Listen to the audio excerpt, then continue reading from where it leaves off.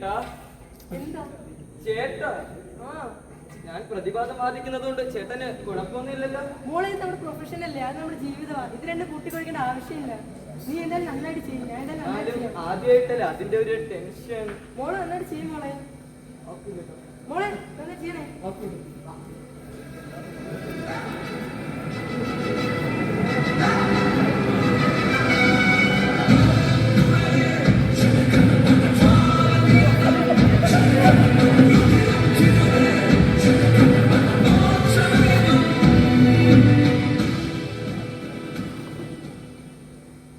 Case number 11/129 പുത്തൻ വീട്ടിൽ സുമ. ഹാജരുണ്ടോ? ഹാജരുണ്ടോ? ഹാജരുണ്ടോ?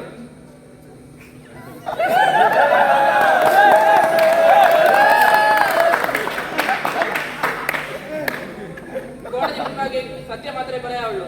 സത്യം, സത്യം, സത്യം.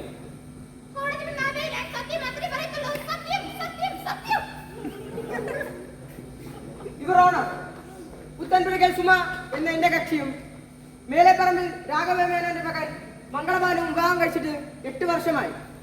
എന്നാൽ മംഗളഭാനു സുമയ്ക്ക് ആവശ്യമായുള്ള കാര്യങ്ങളോ സുമയുടെ മക്കളെയോ സുമയുടെ കുടുംബത്തെയോ ഇന്നേ വരെ നോക്കിയിട്ടില്ല. ആകയാൽ എന്റെ കക്ഷിക്ക് എത്രയും വേഗം വിവാഹമോചനം നൽകണമെന്ന് അങ്ങോട്ട് താഴ്മയെ അപേക്ഷിക്കുന്നു. That's your honour. Case number 11/129 മേലടുത്ത വീട്ടിൽ മംഗളഭാനു. ഹാജരുണ്ടോ? ഹാജരുണ്ടോ? ഹാജരുണ്ടോ?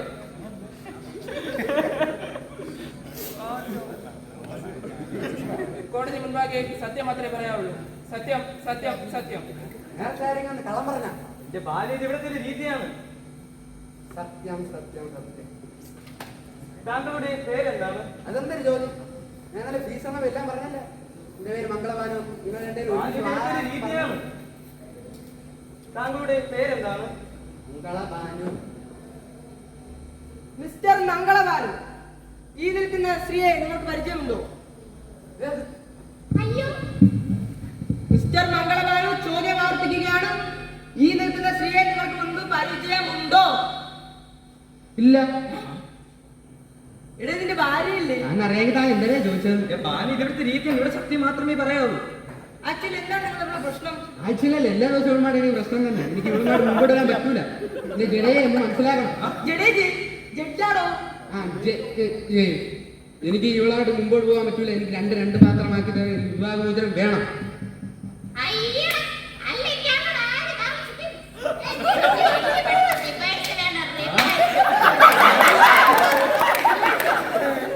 കണ്ട, വിവാഹമോചനം തന്നെ പറഞ്ഞതാണ്. ഇതാണ് പറയണേ വിദ്യാഭ്യാസം ഇല്ല, വ്യവസ്ഥ ഇല്ലേ. ഈ ന്യൂ ജനറേഷൻ കാലഘട്ടത്തിൽ ഞാൻ എങ്ങനെ ഇവളുമായിട്ട് വെളിയിലിറങ്ങി നടക്കാൻ?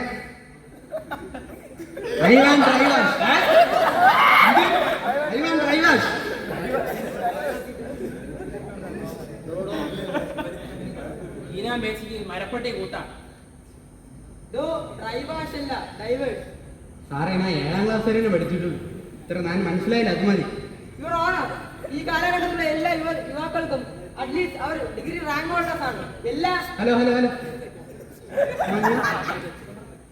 ഞാൻ ഡിഗ്രി വരെ പഠിക്കാൻ എനിക്ക് താല്പര്യം ഉണ്ടായിരുന്നു. പക്ഷെ വീട്ടിൽ സാമ്പത്തിക വ്യവസ്ഥ കാരണം പഠിക്കാൻ പറ്റിയില്ല. ഒരു AC ഇല്ല, ശാരീരിക പഠിക്കാൻ ഒരു കസേരയില്ല.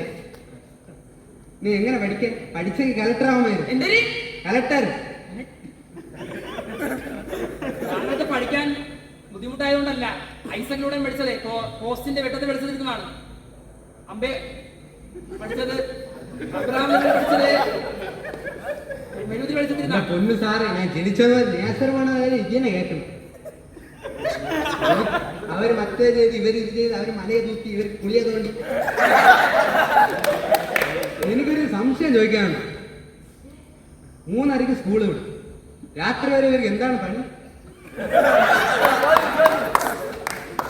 എവിടെയെങ്കിലും തെണ്ടിത്തിരിഞ്ഞ് നടന്ന് എന്തെങ്കിലും കളിച്ച് വീട്ടിൽ നിന്ന് അമ്മേൻ്റെ അടി വാങ്ങിച്ച് ഏതെങ്കിലും ഹോസ്റ്റലിൽ പോയിരുന്ന് പഠിക്കുന്നത് വലിയ കഴിവൊന്നുമില്ല. ഇമാരെ സാറുകാരെന്ന് പറയണത് കാര്യമില്ല. ഇതേ പറയാൻ എനിക്കൊരു കാര്യം പറയാനുണ്ട്. എന്റെ അച്ഛൻ ശ്രീധരൻ എന്ന സ്ഥലം തേക്കുമരവും ചന്ദന കഴിയും നട്ടിരുന്നു. അത് ഞാൻ നാളത്തെ കാര്യത്തെ ചിന്തിച്ചുകൊണ്ടാണ്. അത് നമ്മൾ തേക്ക് മരം ചന്ദനത്തടി കൊണ്ട് സ്വർഗത്തിൽ പോകാൻ പറ്റൂല. അതായത് പന്നിമരം എടുത്തെങ്കിൽ മൂക്കിൽ വെച്ചിട്ടെങ്കിലും മരിക്കാം. ഇയാളാണെങ്കിൽ ഒരു കാലത്തും ജോലിക്കും പോകത്തില്ല, ഒരിക്കലും പോകത്തില്ല. ആഹാരം കഴിച്ചിട്ട് 24 മണിക്കൂർ കാലും നീട്ടി വെച്ച് കൈയും നീട്ടി വെച്ച് ഇങ്ങനെ കിടന്നുറങ്ങും. ആരും അറിഞ്ഞു ഞങ്ങളെ കുടുംബം ഫുള്ളും പോവും. പണിക്ക് പോവും, പണിക്ക്. താങ്കളുടെ അച്ഛൻ റിട്ടയർഡായിരുന്നു. ഇല്ല, അയാൾ തന്നെയാണ് ഇപ്പോഴും വെച്ച്. ഞാൻ ചോദിച്ചത് താങ്കളുടെ അച്ഛൻ ഇപ്പോഴും സർവീസിൽ ഉണ്ടോ? ഉണ്ടല്ലോ. എന്താണ് ജോലി? IPS. IPS ഉണ്ടോ? സാറേ, ഇത് പച്ച കള്ള. ഒരു അച്ഛനും ഒരു പപ്പട കമ്പനി. പപ്പട കമ്പനിയും IPS എന്താണ് ബന്ധം? അതിലെന്ത്? ഇന്ത്യൻ പപ്പടം സർവീസ്. IPS. ഇവരാണ് എന്റെ കക്ഷിക്ക് ഒരു സംശയമുണ്ട്. അതായത് കഴിഞ്ഞ മാസം 18-ാം തീയതി സുമ വീട്ടിലില്ലായ സമയത്ത് മംഗളവാനും അയൽവക്കത്തെ മിനി എന്ന സ്ത്രീയുമായി വീട്ടിൽ എന്തായിരുന്നു ചെയ്തുകൊണ്ടിരുന്നത്? താങ്കൾക്ക് അവഹിതമുണ്ടോ? ഉണ്ടല്ലോ. താങ്കൾക്ക് അവഹിതമുണ്ടോ? ഉണ്ട്, എനിക്കുണ്ട്. ഈ സാറിനുണ്ടല്ലോ. സാർ നമ്മൾ പോയ ആഴ്ച ഒരുമിച്ചല്ലേ റേഷൻ കടയിൽ പോയി മണ്ണെണ്ണ വാങ്ങിച്ചു. എടോ, അരിവിഹിതമല്ല, അവിഹിതം. അതെന്താ? പരസ്ത്രീ ബന്ധം. അയ്യോ, അതൊന്നുമില്ല. അതാണ് ഞാൻ ചോദിച്ചത്. കഴിഞ്ഞ മാസം 18-ാം തീയതി നിങ്ങളും അയൽപക്കത്തെ മിനി എന്ന സ്ത്രീയുമായി വീട്ടിൽ എന്തായിരുന്നു ചെയ്തത്? യുവർ ഓണർ, എനിക്കൊരു കക്ഷിയെ കൊണ്ടുവരാൻ. ഹലോ, തെളിവേടാ തെളിവ്. അതാണ് ഞാൻ പറയുന്നത്. യുവർ ഓണർ, എനിക്കൊരു കക്ഷിയെ കൊണ്ടുവരാൻ അനുവാദം വേണം. Okay, proceed. Case number 11/129. ഈ കേസിൽ സാക്ഷിയായിരിക്കുന്ന സുശീല ഹാജരുണ്ടോ? ഹാജരുണ്ടോ? ഹാജരുണ്ടോ? എല്ലാം പറഞ്ഞു കണ്ടായിരിക്കും മറാട്ടാ. കോടതി മുൻപേ സത്യം മാത്രമേ പറയാറുള്ളൂ. സത്യം, സത്യം, സത്യം. സത്യം, സത്യം, സത്യം. മിസ്റ്റർ സുശീല, നിങ്ങൾ അന്നേരത്തിൽ എന്താണ് കണ്ടത്?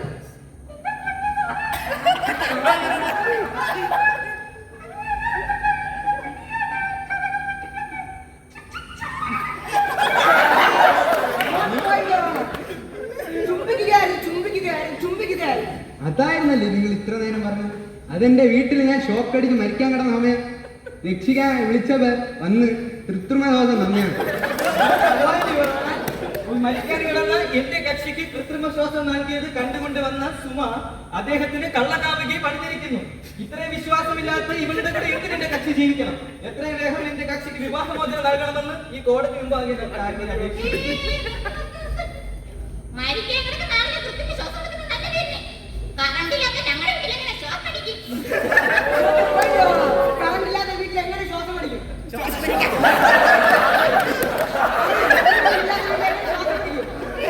ഷോക്ക് അടിച്ച് മരിക്കാൻ കൃത്രിമ തന്നെയാണ്. സാക്ഷിയുണ്ട്. സുമയും അവളുടെ വീട്ടുകാരും ചേർന്ന് ഒരുപാട് പ്രാവശ്യം എന്റെ കക്ഷിയെ ഉപദ്രവിച്ചിട്ടുണ്ട്. വ്യക്തമായ തെളിവും സാക്ഷിയുമുണ്ട്.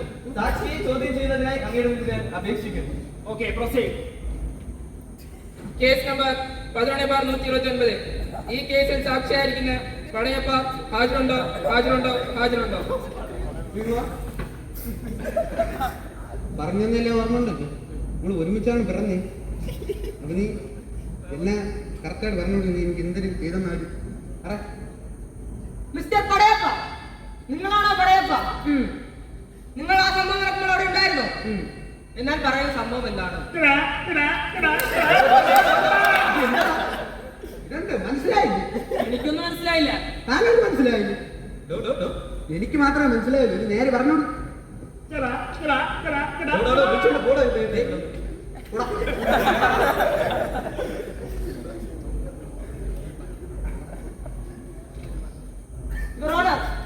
എനിക്കൊരു കാര്യം അങ്ങേ ബോധ്യപ്പെടുത്താനുണ്ട്. അതായത് മംഗളബാനം നെയ്യാം എന്റെ കക്ഷി സുമയുടെ വീട്ടുകാരിൽ നിന്നും സ്ത്രീധനമായി വാങ്ങിച്ച തുക അത് തിരികെ നൽകണമെന്നും അതോടൊപ്പം വിവാഹമോചനം നൽകണമെന്ന് അങ്ങനെ ഞാൻ താഴ്മ അപേക്ഷിക്കുന്നു. യാതൊരു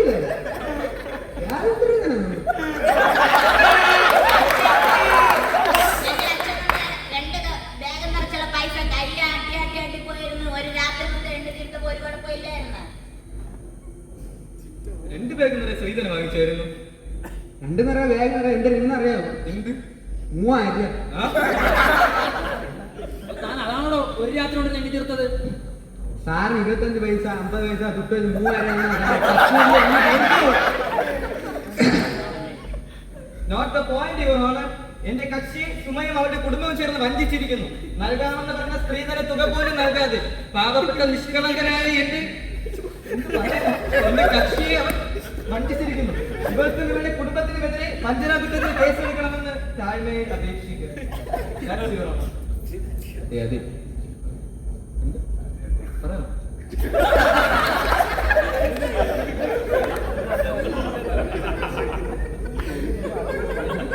അതും പറയണം. അത് പറയണം. പറയാനുണ്ടോ? ഇല്ല. പ്രിയപ്പെട്ട കോടതി മുമ്പാകെ എനിക്കൊരു കാര്യം കൂടെ പറയാനുണ്ട്.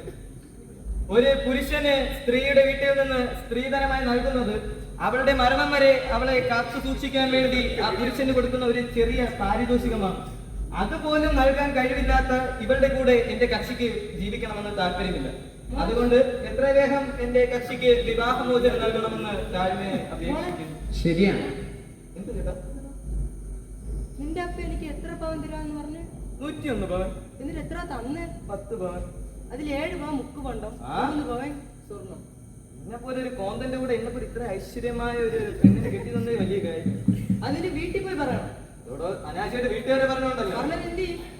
എന്റെ കോടതിയായി പോയി. അല്ലെങ്കിൽ കോടതിയായി പോയെന്ന് പറഞ്ഞില്ലേ? കോടതിയായി പോയി. സമയം അതിക്രമിച്ചതിനാൽ ഈ കേസ് അടുത്ത മാസത്തേക്ക് മാറ്റി വെച്ചിരിക്കുന്നു. സാറേ ഡ്രൈവാഷ് അവിടെ. തനക്ക് വിട്ടില്ലേ? അടുത്ത മാസം നോക്ക് ഇറങ്ങി വിടുന്നു.